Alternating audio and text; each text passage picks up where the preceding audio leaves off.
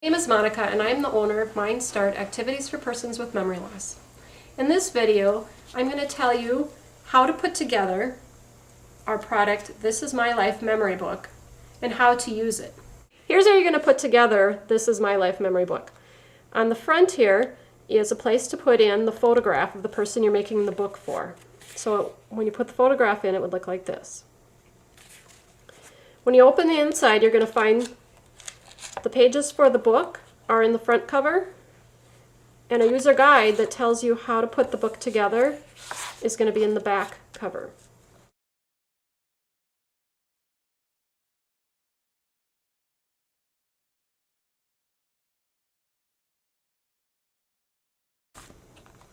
First thing you're going to want to do is you'll see that each of the pages have a white insert that's already in there, and that's kind of helping to keep the pages in alignment. But these are the pages you're actually going to need in the book, so these white pages can now come out. So that'll be the first thing you do, is to take those pages out.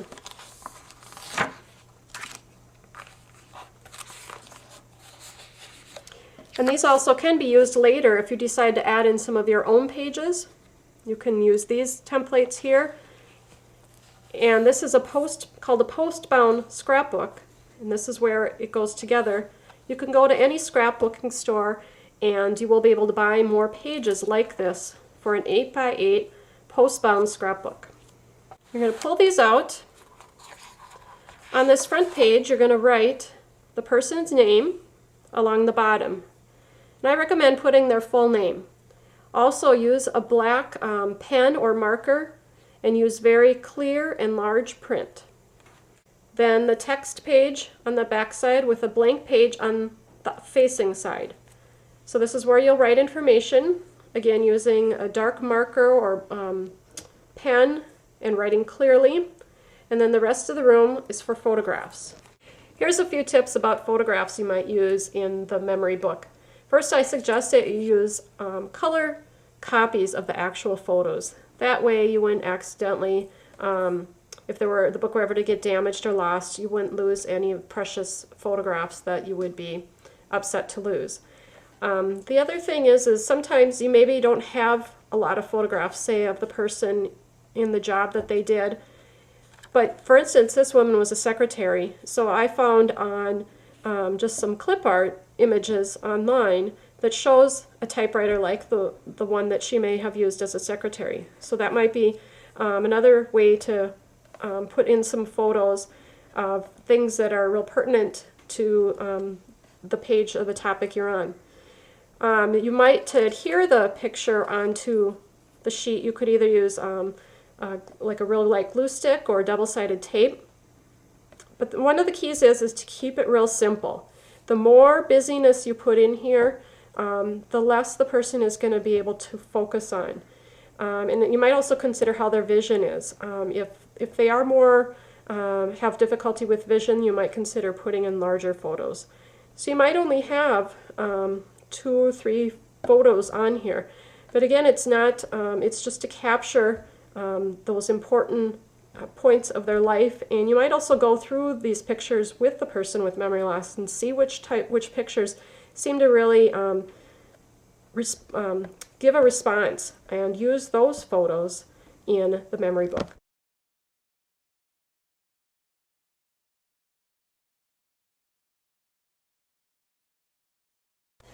Now I'm going to give you some tips about how you can use This Is My Life memory book.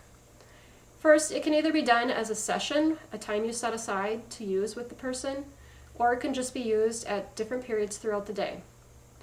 Whenever you get together with the person that you're going to use it with, you want to make sure you introduce yourself, get down on their level, choose a quiet place, and make eye contact with them. Tell them that you want to look at this book together with them so you can learn more about them. You're going to want to let the book be your guide. And so on this page, it tells about the person's family. It tells about brothers or sisters they may have had and their parents. So you can let these information here be your guide to ask more questions, or let them tell you things that they remember by looking at the information here in the pictures. So let the person kind of guide the conversation, and if If it works out, you might ask them a few more questions to build upon what they have told you. For instance, you could look at a photo and say, what is your sister doing in this picture? For persons with more early stage memory loss, it works to ask open-ended questions, such as if you're looking at the favorites page, you might ask them, what is your favorite kind of pie? But somebody who has later stage dementia or middle stage dementia, you're going to want to ask a closed-ended question, such as if you're asking about pies, you might ask, is your favorite pie cherry or is it apple? So that way you're giving them choices, and it's easier for them to answer that kind of question. Again, using the book as your guide and looking at what their answers are and the information that's in the book. Sometimes when you're using the memory book and you're reminiscing about things, it might trigger some sad memories for the person, and that's okay.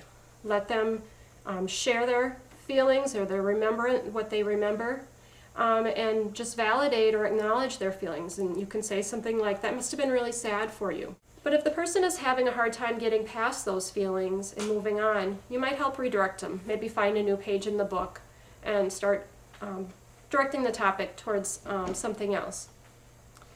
Always when you're working with someone and listening to them, you want to make sure you give them time to respond. Sometimes people with dementia, their thought processes are slower. And so you want to make sure that you give them time to respond. When you're using the book, it can be a short session or it can be a longer session.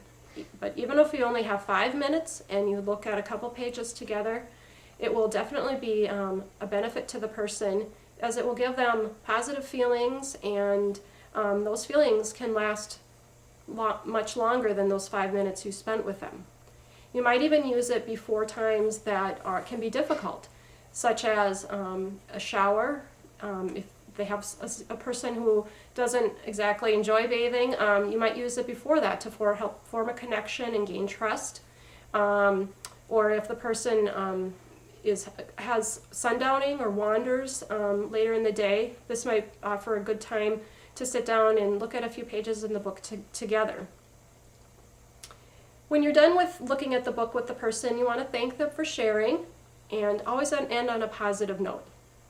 Depending on the person, they might be able to look at this book alone for a long time, but some people are going to need you to sit with them and to use it and have you prompt them to look at the pages and prompt them to talk about the things in the book. I'm sure you'll find many ways to use this as My Life Memory Book, and these are just some of them.